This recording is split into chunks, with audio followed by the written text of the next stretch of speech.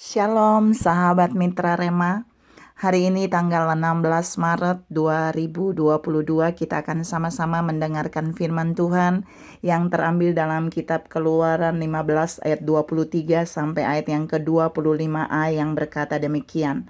Sampailah mereka ke Mara, tetapi mereka tidak dapat meminum air yang di Mara itu karena pahit rasanya. Itulah sebabnya dinamai orang tempat itu Mara. Lalu bersungut-sungutlah bangsa itu kepada Musa. Kata mereka, apakah yang akan kami minum? Musa berseru-seru kepada Tuhan dan Tuhan menunjukkan kepadanya sepotong kayu. Musa melemparkan kayu itu ke dalam air, lalu air itu menjadi manis.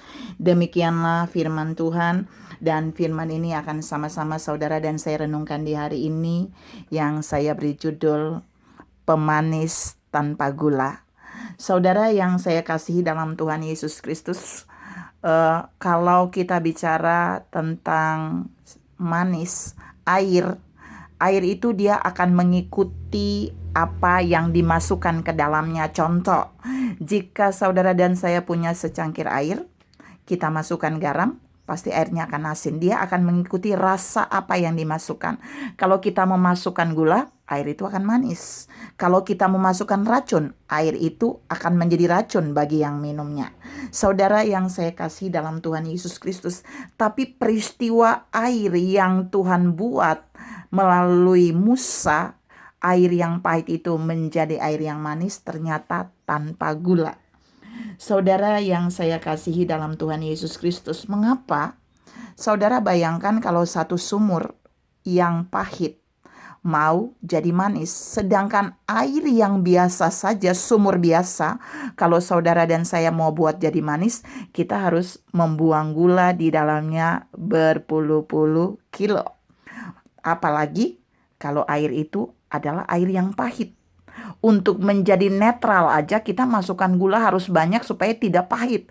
Kalau udah pahit, tidak pahit baru bisa tambah gula lagi baru jadi manis. Jadi butuh banyak sekali gula kalau mau buat air yang di Mara itu menjadi manis.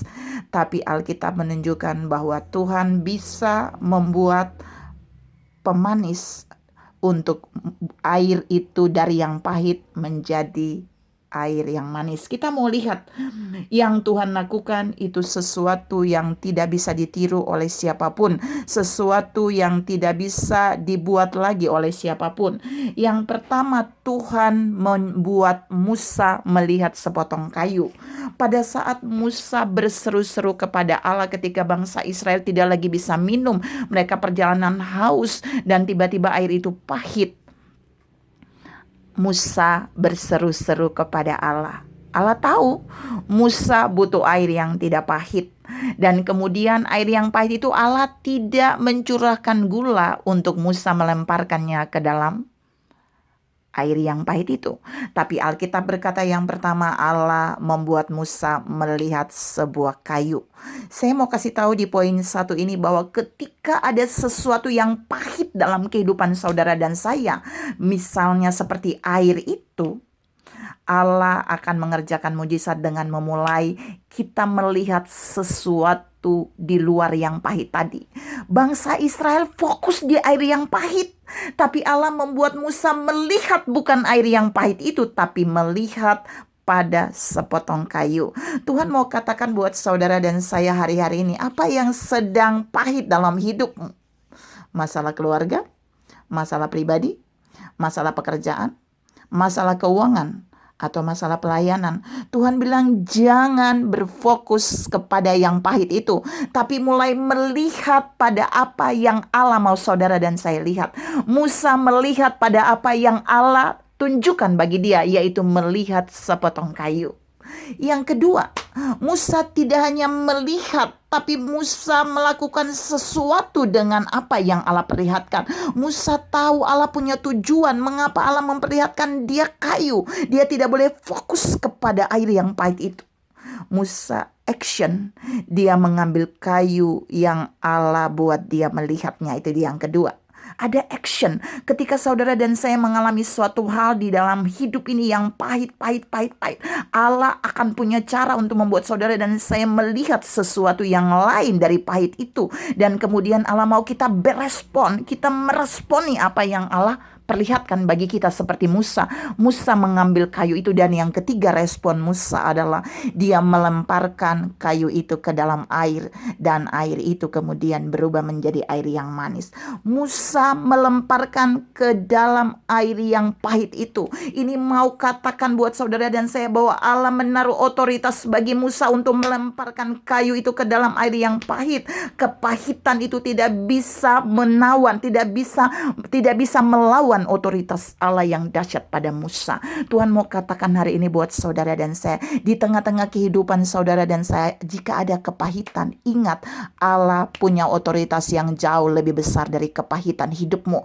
Allah punya otoritas yang jauh lebih kuat untuk bisa mengalahkan kepahitan yang saudara dan saya alami. Musa melemparkan itu ke dalam air kayu tadi, dan air berubah menjadi manis. Tuhan mau katakan buat saudara dan saya bahwa Allah bisa memakai apa saja untuk membuat saudara mengambilnya seperti Musa dan melemparkannya ke dalam bagian yang pahit dari hidup saudara, dan itu akan berubah menjadi manis tanpa gula, tapi sesuai dengan apa yang Allah perlihatkan. Maka saudara dan saya akan dibawa untuk bisa melewati setiap bentuk kepahitan, dan kemudian kepahitan itu akan berubah menjadi yang manis, yang indah. Saudara yang saya kasihi dalam Tuhan Yesus Kristus, Allah yang sama yang memakai Musa untuk mengubah air yang pahit itu menjadi air yang manis tanpa gula, Allah yang sama yang sanggup mengubah segala kehidupan saudara dan saya yang pahit, kehidupan pelayanan, pekerjaan, mungkin ekonomi, keluarga, apa saja, Dia sanggup mengubahnya menjadi manis melalui saudara, asal kita melihat kepada apa yang Allah tunjukkan. Jangan melihat kepada apa yang pahit yang sedang saudara dan saya alami, tapi mari melihat pada apa yang Allah tunjukkan, karena yang Allah tunjukkan itu akan menjadi terobosan untuk saudara dan saya bisa mengubah yang pahit menjadi yang manis. Tuhan memberkati saudara berlimpah. Salam. Tuhan sanggup mengubah yang pahit menjadi yang manis melalui kita. Amin.